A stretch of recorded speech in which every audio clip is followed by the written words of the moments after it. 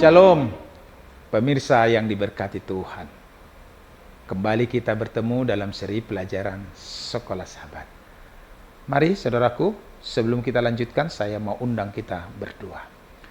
Bapa Surgawi, Bapa yang maha baik, kami bersyukur Kau masih memberkati kami di satu hari aktivitas kami dan pekerjaan kami.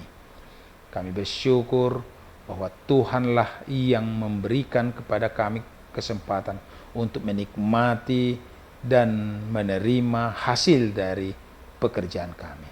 Biarlah kami dapat mensyukuri semua nikmat yang kami dapatkan sepanjang satu hari dengan kami berkumpul bersama-sama dengan keluarga, dengan anak-anak, bahkan dengan pelajaran pribadi melalui pelajaran Sekolah Sahabat yang kami dengarkan. Biarlah hari ini, malam ini, kami serahkan badan dan jiwa kami ke dalam tangan-Mu. Terpujilah Engkau Tuhan, di dalam nama Yesus kami berdoa. Amin.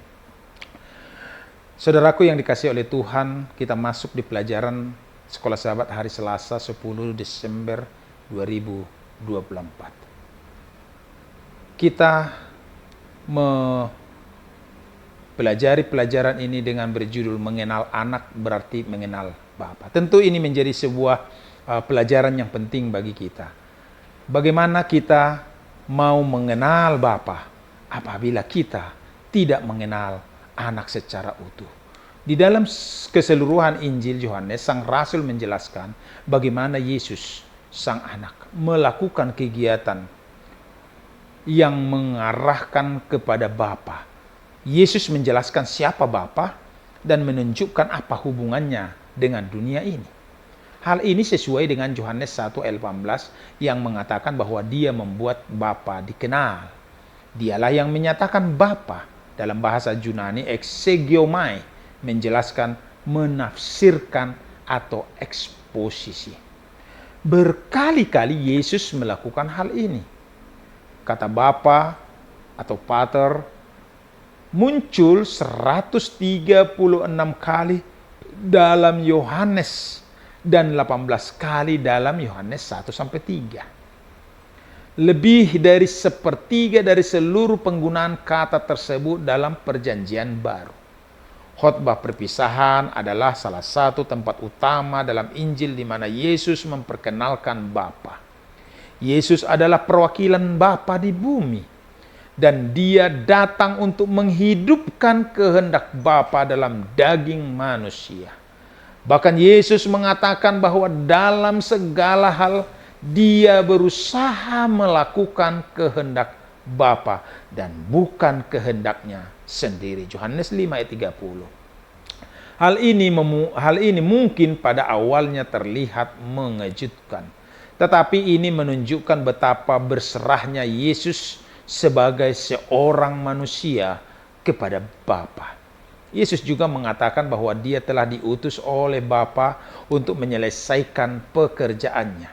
Keselamatan manusia dan Bapa sendiri memberikan kesaksian tentang pekerjaannya. Yohanes 5 ayat 36 sampai 38. Yesus mengatakan bahwa Bapa mengutusnya untuk melayani sebagai satu-satunya jalan yang melaluinya manusia dapat datang kepada Bapa. Yohanes 6 ayat 40 dan 44. Bapa ingin agar manusia memiliki hidup yang kekal, yang terdapat di dalam Yesus, yang berjanji untuk membangkitkan mereka pada waktu kebangkitan. Apakah yang dikatakan oleh ayat-ayat berikut ini yang mengajarkan kepada kita tentang hubungan Yesus dan Bapa? Yohanes 7 ayat 16, jawab Yesus kepada mereka, ajaranku tidak berasal dari diriku sendiri, tetapi dari Dia yang telah mengutus aku. Saudaraku yang dikasihi oleh Tuhan, Yohanes 8 ayat 38 berkata, apa yang kulihat pada Bapa itulah yang kukatakan, dan demikian juga kamu berbuat tentang apa yang kamu dengar dari Bapa. Yohanes 14 ayat 10 dan 23 berkata ayat 10, tidak percayakah engkau bahwa aku di dalam Bapa dan Bapa di dalam aku? Apa yang aku katakan kepadamu tidak aku katakan dari diriku sendiri, Tetapi Bapa yang diam di dalam aku, dialah yang melakukan pekerjaannya.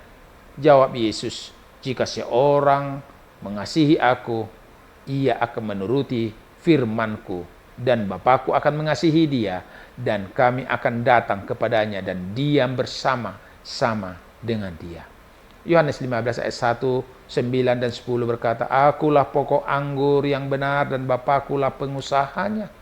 Seperti Bapa telah mengasihi aku, demikianlah juga aku telah mengasihi kamu.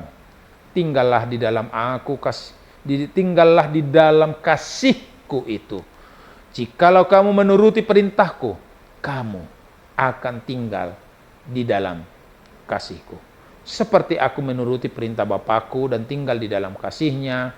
Yohanes 16 ayat 27 dan 28 berkata, sebab Bapa sendiri mengasihi kamu, karena kamu telah mengasihi aku dan percaya bahwa aku datang dari Allah. Saudaraku, di ayat 28 dikatakan, aku datang dari Bapa dan aku datang ke dalam dunia. Aku meninggalkan dunia pula dan pergi kepada Bapa. Yohanes 17 ayat 3, inilah hidup yang kekal itu, yaitu bahwa mereka mengenal Engkau satu-satunya Allah yang benar dan mengenal Yesus Kristus yang telah Engkau utus. Pengakuan Yesus tentang hubungannya dengan Bapa sungguh menakjubkan. Dia menegaskan bahwa semua ajarannya adalah ajaran Bapa, bahwa semua yang dia katakan secara pribadi telah dia dengarkan dari Bapa, bahwa percaya kepadanya sama dengan percaya kepada Bapa, bahwa baik perkataannya maupun pekerjaannya semuanya berasal dari Bapa. Saudaraku yang dikasihi oleh Tuhan, dan bahwa dia dan Bapa dipersatukan di dalam mengasihi dan berkarya untuk keselamatan manusia, sungguh sebuah kesaksian yang sangat kuat tentang kedekatan Yesus kepada Bapanya di surga. Bagaimanakah hidupmu akan diubahkan jika pikiran dan tindakanmu sepenuhnya merupakan ekspresi dari kehendak Allah bagi hidupmu? Artinya, bagaimanakah kita dapat menghidupkan dengan lebih baik apa yang kita ketahui dari Yesus sebagai kehendak Allah bagi kehidupan kita? Demikianlah pelajaran kita malam hari ini. Semoga damai sejahtera surga boleh menjadi bagian kita. Tuhan memberkati. Mari kita berdoa.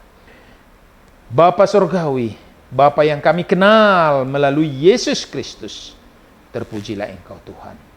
Kami bersyukur boleh dekat dengan Yesus, dan kami bersyukur bisa dekat dengan Bapa oleh karena Yesus.